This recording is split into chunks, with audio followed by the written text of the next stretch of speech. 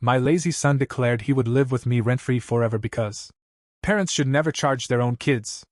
When I told him he had 6 months to find a job or move out, he laughed. You'd never kick out your own son. On month 6, he came home to find his bags packed and the locks changed. His smirk vanished instantly. Let me start by saying, I love my son. I really do. But love doesn't mean letting someone take advantage of you. I'm a 55-year-old divorced dad living in Pittsburgh, Pennsylvania. I worked hard for decades to afford my home, and I take pride in keeping it clean and well-maintained. My son Ryan is 25 years old, unemployed, and has been living with me rent-free for 3 years since graduating college. At first, I was okay with it. I knew the job market could be tough, and I wanted to help him get on his feet. But 3 years passed, and he didn't even try to find a job. He had no motivation, no goals, and no sense of responsibility. His daily routine consisted of waking up at noon, gaming until 3 a.m., and occasionally stepping out to meet friends. Whenever I brought up rent or a job, he shrugged me off. The conversations always went the same way, me. Ryan, when are you going to start looking for work? Ryan, I'll figure it out, Dad. Chill. Or worse, he'd get defensive. Ryan, why are you always on my case? It's not like I'm doing anything wrong. No, Ryan. You're not doing anything at all. But what really set me off was a conversation we had a few months ago. I was making coffee in the kitchen, and he was sitting on the couch, controller in hand, mid-game. I brought up the idea of him contributing to household expenses, and he actually laughed. Ryan, Dad, parents shouldn't charge their own kids rent. That's messed up. I stared at him, waiting for some sign that he was joking. He wasn't. Me. Ryan, you're 25. This isn't about charging my own kid. It's about being an adult. Ryan, you'd never actually kick me out. I'm your son. That smirk. That smug, entitled smirk. It was in that moment I realized something. He wasn't just lazy, he thought he was untouchable. That night, I sat him down for a serious talk. No distractions, no gaming, no excuses. I made it crystal clear, get a job. Start paying rent. Or move out. And I gave him 6 months to do it. I even wrote the deadline on the whiteboard in the kitchen so there'd be no. I forgot. Excuses? Ryan just rolled his eyes. Ryan. Okay, whatever, old man. That moment sealed his fate. Ryan changed nothing. He slept in, gamed all night, and treated the house like a free hotel. Whenever I brought up the deadline, he waved it off. Relax, Dad. I've got time. I checked his browsing history. It was all gaming forums and YouTube. No job searches. No resumes. No effort. I confronted him. His response? Ryan. Ugh, stop checking up on me like I'm a kid. Oh, but you are acting like a kid, Ryan. And I'm done treating you like one. Around the halfway mark, Ryan pretended to look for work. He'd keep his laptop open to job listings but never actually applied. If I walked past, he'd dramatically sigh and say things like, Ugh, there's nothing out there. When I asked him about following up on applications, he got defensive. I'll get to it. Stop hovering. But I wasn't hovering. I was waiting for him to act like an adult. Spoiler, he never did. With 1 month left, I sat him down again. Me. Ryan, this is it. 1 more month. No job, no rent? You're out. Ryan, laughing. Oh, come on. You'd never actually do that. He was so damn sure I wouldn't follow through. So sure he could just keep coasting. He was wrong. The deadline came. Still no job. Still no effort. So, while Ryan was out at a gaming cafe, I made my move. I packed all his stuff. I changed the locks. I printed out a list of nearby rentals. I left a note on the door. Your 6 months are up. Love, Dad. At around 11 p.m., Ryan came home, still smirking, until he saw his bags outside. His face drained of color. Wait, you're serious? Dead serious, Ryan. Ryan just stood there, staring at his suitcases like they might disappear if he blinked hard enough. Then he laughed, actually laughed. Okay, Dad. Funny joke. Now let me in. I leaned against the doorway, arms crossed. This isn't a joke. The smirk disappeared. You're really doing this? His voice wavered. I told you. 6 months. You had time. His hands clenched into fists. His face turned red. You're kicking your own son out? Over rent? No, Ryan. I'm kicking you out because you refuse to grow up. He kicked his suitcase, sending it rolling down the porch steps. This is so messed up. I handed him $500 in cash. Use this to find a place. Dad, where the hell am I supposed to go? Figure it out. I shut the door. For a minute, all I heard was silence. Then the banging started. Dad? Open the door. I didn't. He pounded his fists against it. You can't do this. I'm your kid. And then, the thing that really got me. MOM would never have done this to me. I clenched my jaw. He was right. My ex-wife had always been the soft one. The one who cleaned up after him, who gave him money when he was short, who made excuses for him. I used to be that way too. But I wasn't anymore. After a few minutes, the banging stopped. I heard him drag his suitcases down the porch. I watched through the peephole as he called someone, pacing back and forth. Then he walked off into the night. I exhaled, rubbing my face. I knew this wasn't the end of it.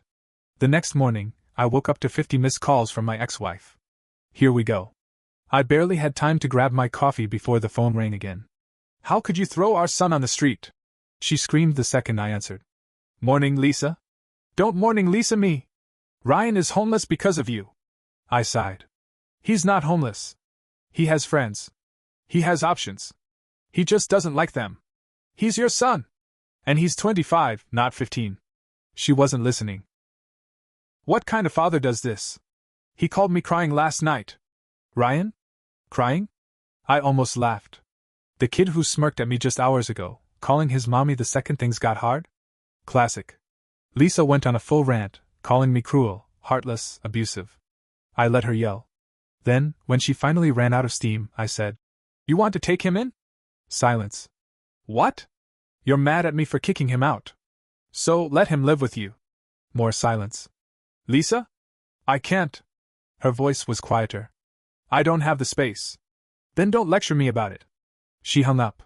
For the next week, Ryan couch-surfed at his friend's place. At least, that's what I thought.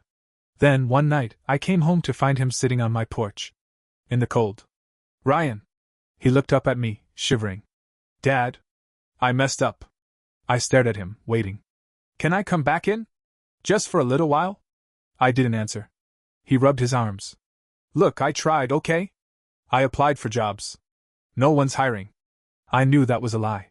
There were plenty of places hiring. He just didn't want to work them. He sighed. I know I was a jerk. I know I took advantage of you. But I don't have anywhere else to go. I exhaled, my hands still on the doorknob. Ryan. If I let you in, what changes? He swallowed. I'll get a job. I swear. And? I'll pay rent. I'll help out. Whatever you want. I studied him. He looked tired.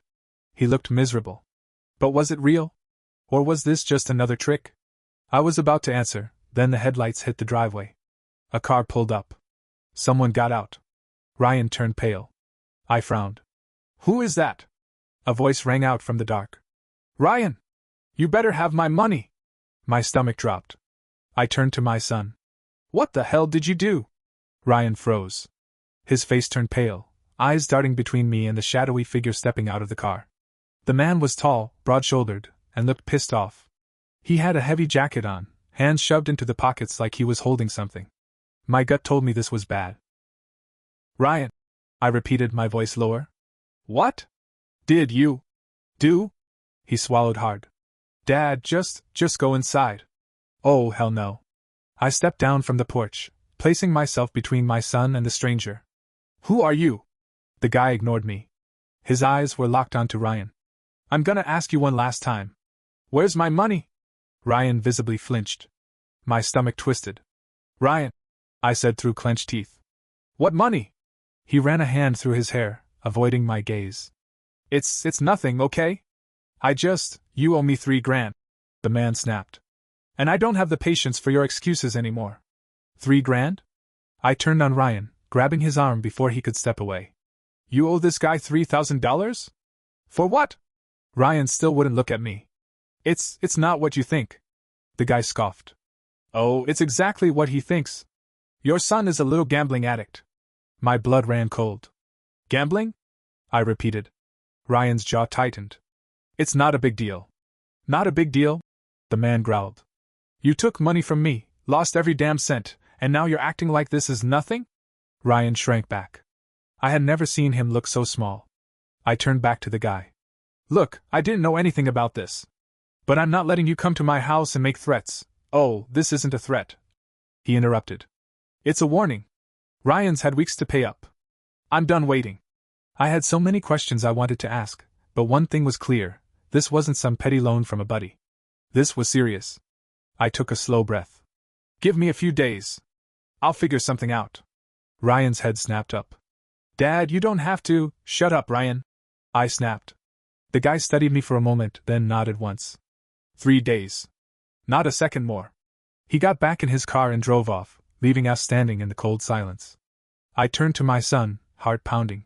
Gambling? Ryan, what the hell is wrong with you? It's not like that, he mumbled. It was just a few bad bets. A few bad bets? 3 grand, Ryan?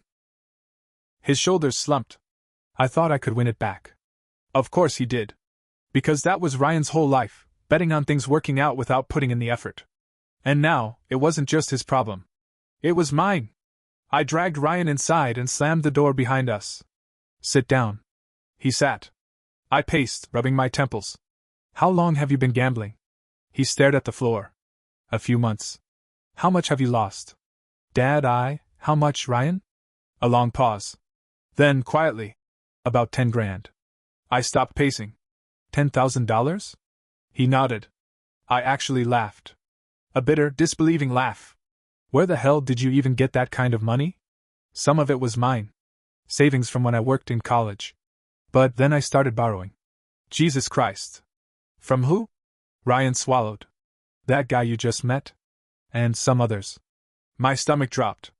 Others? He nodded again. I owe more people. Not just him. I gripped the back of a chair to steady myself. This wasn't just some stupid mistake. This was deep. How much total? His voice was barely above a whisper. 15 grand. $15,000. My vision actually blurred for a second. I had kicked Ryan out because he was lazy. Because he was entitled. But now I was staring at a completely different problem. He wasn't just irresponsible, he was in real trouble. And so was I. The next morning my phone rang. Unknown number. I answered. Hello? A deep voice. Is this Ryan's dad? Every hair on my neck stood up. Who is this? Let's just say I'm someone your son owes money to. And unlike the guy you met last night, I don't do warnings. My blood turned to ice. Ryan isn't here, I said carefully. Whatever this is, you need to deal with him directly. Oh, I intend to. But here's the thing, your son isn't exactly easy to find. So until I get my money, I'll be keeping an eye on you. Click. The line went dead. I sat there, phone still in my hand, heart pounding. I turned to Ryan, who had just walked into the kitchen. Pack your bags. Now. His brow furrowed. What? Why? I grabbed my car keys. Because you just got me involved in something way bigger than you realize. I didn't know where we were going. I just knew we had to get out. Ryan was frozen in the kitchen, gripping the counter like it might keep him from sinking. His face was pale, his breathing shallow. What do you mean we have to go? He asked, voice shaking. I grabbed my coat. Someone just called me. Someone dangerous. They're looking for you. And now, thanks to you, they're looking at me too. Ryan's mouth opened, then closed. He swallowed.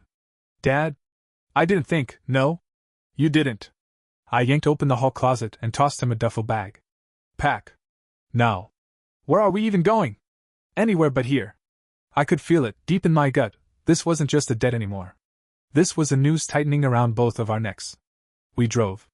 No destination, no plan. Just moving. The car was silent except for the occasional sniffle from Ryan. Finally, I spoke. Tell me everything. And for once, Ryan didn't lie. He'd started with online sports betting. Just small bets at first, but when he lost, he doubled down. Then he borrowed money from friends. When that wasn't enough, he found people who lent money, real loan sharks. They promised him quick cash, no credit checks. Interest? 25% a week. By the time he realized how deep he was in, it was too late. He kept borrowing, kept losing. And the guys he owed weren't just calling anymore. They were looking for him. And now, they were looking for me too. Dad, I swear, I didn't mean for this to happen. He whispered. I gripped the wheel. You never mean for anything to happen, Ryan. That's the problem. He wiped his face with his sleeve. What are we supposed to do? We go to the police. His head snapped toward me. No! No cops! Ryan, if these guys are serious, you don't get it. If I go to the cops, they'll kill me. That's how this works. I clenched my jaw. I had kicked Ryan out because I thought he was lazy. A freeloader. But this was something else. We sat in silence. Then Ryan spoke again. There's one way out. I turned to him. What? He looked out the window, his face tight. There's one guy I still owe. But he told me, if I do something for him, he'll clear my debt. I stared at him. Something like what? Ryan licked his lips. A job. Ryan led me to a dingy strip mall parking lot on the outskirts of Pittsburgh. A single car sat under the flickering lights. Dad, maybe you should stay in the car. He muttered. Not a chance. We stepped out. The driver's side door opened, and a man emerged. Mid-40s, slicked back hair, a scar running across his cheek. Ryan, he greeted, like they were old friends. Then his gaze flicked to me. And who's this? My dad. Ryan mumbled. The guy smirked. Your babysitter? Enough. I cut in. What do you want? He studied me, amused. Straight to the point. I respect that. Then he reached into his pocket and pulled out a small black bag. I need this dropped off tonight. Do it, and Ryan's debt? Gone. I looked at the bag. What's inside? The guy laughed. You don't ask questions. You just deliver. Every instinct in my body screamed no. But then I looked at Ryan. The kid was already drowning. He was one mistake away from getting himself killed. I took the bag. Where? The guy's grin widened. Now that's the right attitude.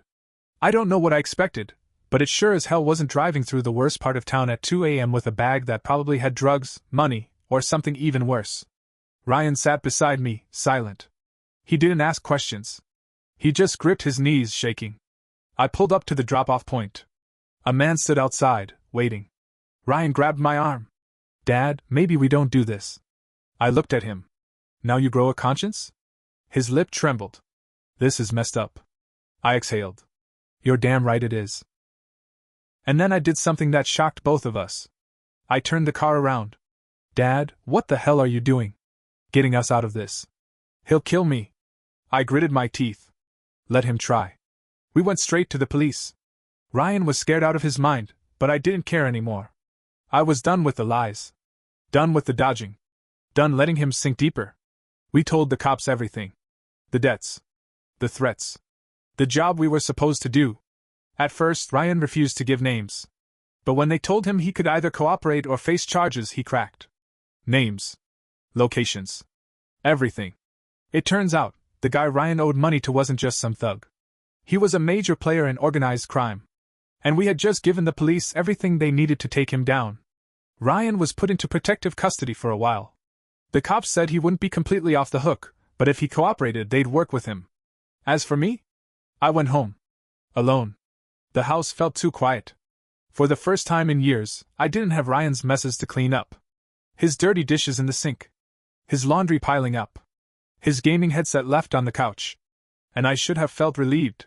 But all I felt was exhausted. Lisa called me a few days later. She had heard everything. So that's it? She asked. You just let him go. I sighed. Lisa, I had to. This wasn't about tough love anymore. It was about keeping him alive. She was quiet for a long time. Do you think he'll ever get it together? She asked. I swallowed hard. I don't know. A month later, my phone rang. Unknown number. I hesitated before answering. Dad? Ryan. His voice sounded different. Tired. Older. I know I don't deserve it, but can we talk? I exhaled, rubbing my face. Yeah, Ryan. We can talk. And for the first time in a long time, I hoped maybe, just maybe, he was finally ready to change.